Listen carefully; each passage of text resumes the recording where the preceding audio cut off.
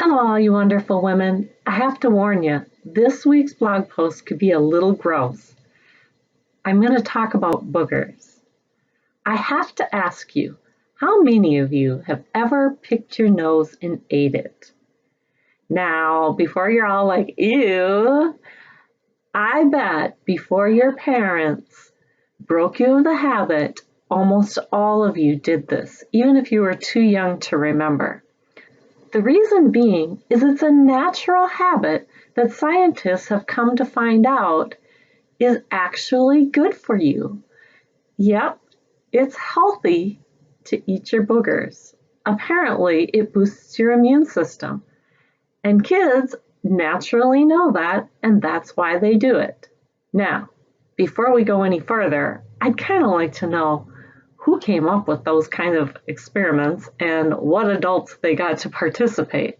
But even though scientists have found that it can be healthy for you, I am not going to tell you to go out and have boogers for lunch. That's kind of gross. But that's up to you. If that's your choice, then go for it. The point here is we need to quit shaming ourselves for things that are different. Our intuition is being squelched by all the you should haves and you shouldn't be's that we get in our lives. And sometimes those things are actually good for us, and we just don't know it. As little kids, we intuitively know that it's healthy for us to eat our boogers, and so we do it. And then we get shamed right out of it. And so we're losing things that may be beneficial to us, and we're living with all this shame. And that's the worst part.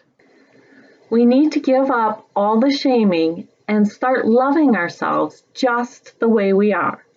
Now, before we get to the activity, I do want to make one caveat here that if what we're doing is harmful to others, truly hurtful to ourselves, or harmful to our community or our neighbors or anything of that such, then yes, we need to refrain from doing it.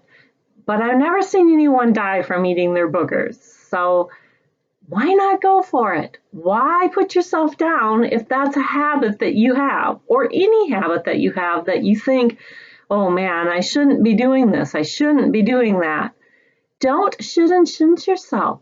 Let it be. Be who you are. Now again, we don't maybe want to sit there and do it in public, but that doesn't mean it has to be shameful. After all, not many of us would change our clothes on the sidewalk, and changing your clothes isn't shameful. We just do it in the privacy of our homes. So these things, even though you may not want to publicly do them, and probably other people will be like, oh, gross, that's just disgusting, it doesn't mean that you need to shame yourself for it. So for the activity this week, don't worry, I'm not going to ask you to try eating your boogers. What I'm going to ask you to do is a couple of steps. So step one is to write down one thing that you shame yourself for doing.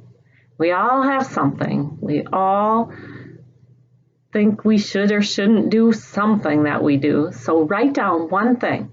Then in step two, I want you to think of anything that could possibly make that action that you wrote in one be good for you. Okay, so none of us would have thought that eating boogers would be good for you. So be silly, be creative, come up with some fun, silly things that make whatever you shame yourself for good for you. I mean, they don't have to be true, just make it fun, just make it something. And then step three, every time you go to shame yourself for that action, think about those silly, fun things or possibilities of why doing that action might actually even be good for you. And for step four, go ahead and then do this for other activities. Come up with other things that you may shame yourself for, or you may shame others for. If you find yourself being like, ooh, how could they be doing that? Start doing it for those things too. Because the less we shame ourselves and the less we shame others, the happier and more fulfilling our lives will be. Now, I'm going to guess that I'm not going to get any of you to comment below that you actually eat your boogers, But go ahead and comment below if you have some things that you want to share that you actually shame others for. That's probably easier than what you shame yourself for. Because it's really good if we can all share with each other some of the shaming things. We know we're not alone, and it's not abnormal for us to be feeling these shameful thoughts, but we can actually overcome them by sharing them. So go ahead and share below. Have a great week, and thanks for joining me. Bye.